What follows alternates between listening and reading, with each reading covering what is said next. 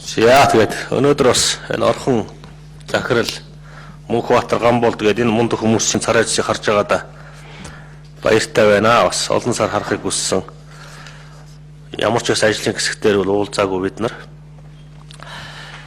Хэвлэлээр бол хангалттай боловсон.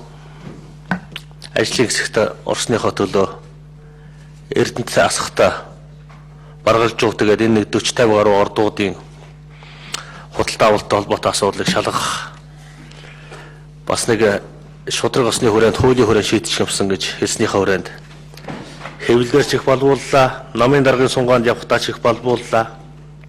Тэгээд бас баярлж байгаагаа илэрхийлье. Гэхдээ энэ гурав мэдэхгүй бах. Ер нь цаана хэн байдгийг гадралж байгаа хөө. Нэг нөгөө хэлэхэд Эрдэнэтийн шахаа маха их яриад байгаа юм. Та нар маань очоод тэр молибденийн хэн зардгийг Жисийн Баяжмлын тоон дутмаас 20-30 долларыг офшор руу хэн явуулдгийг бодвол шалгаад тогтоосон байлгүй дээ. Энэ 20 гаруй жил үргэлжилж байгаа юм. Нэмдоржийн анх хоёр энийг аваад идсэн гэж яриад байгаа. Би бол энэтэй сал нийлэхгүй байгаа. Эрдэнэтийн ганцхан анх хоёр идээд дуусахгүй л дээ. Тэгэхээр олон асуудал Эрдэнэтээр байгаа. Энийг улсын хурал тогтоох ёстой. Зарим хүмүүс хэлээд байгаа зөвхөн хууль хяналтын байгууллага шүүх үнэн худлыг тогтооно гэж. Тийм юм байхгүй. Шүүх авилгад итгэгдсэн бол улсын хурал онцгой бүрээрхийнхээ хүрээнд ямар ч асуудлыг өөрлөгөө татаж хэлэлцэх бүрэн эрх нь үндсэн хуулиар олгогдсон байгаа гэдгийг та бүхэнд хэлье.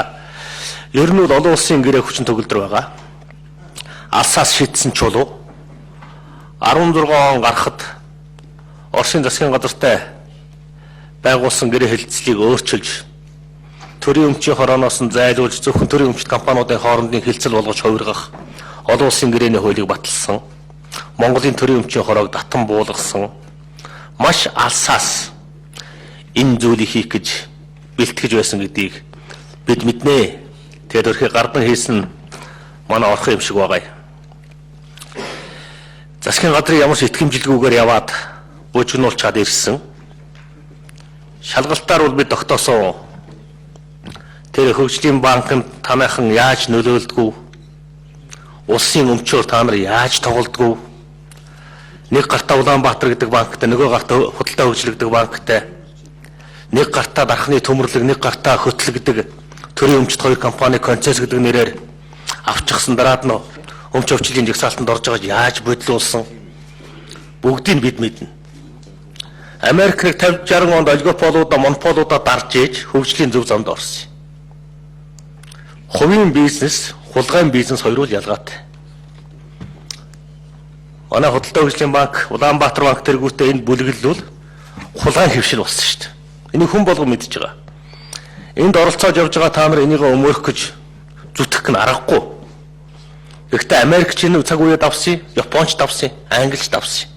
Одоо Монголын төр энэ хулгайн хөвшлээ, хувийн хөвшил нэртэй хулгайн хөвшлүүдийг хууль ёсны хөвшил болгохын төлөө бид орлого хийж байгаамаа. Гэхдээ сайн нэрийн аргаар Эрдэнэт баргалжууд асах тэгээд ордуудаа ямар ч байсан нэг аваад ирсэн байгаа юм.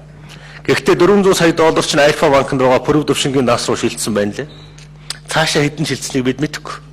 Баримтаа үзүүлэхээр үзүүлдэг.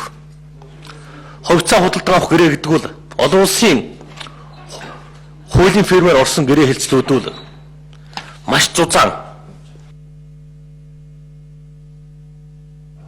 Батсандан гишүүнтийн минут.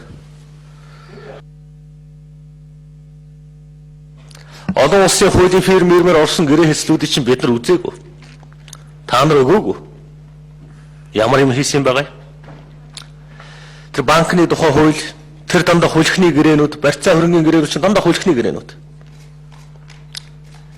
Ийм л байлээ дээ Мөнхбаатар минь орхон минь. Бид нэг үеийн залуучууд. Тэгээд улсын хурл бол онцгой бүрэн эрхийнхээ хүрээнд тогтоолын төсөл санаачилж энийг нэг тийш нь шийднэ. Та нарыг өмөрөд гүйж байгаа хүмүүс би, хууль хяналтын байгууллагын хүмүүс ч би, та нарын ах нар дүүнер чинь.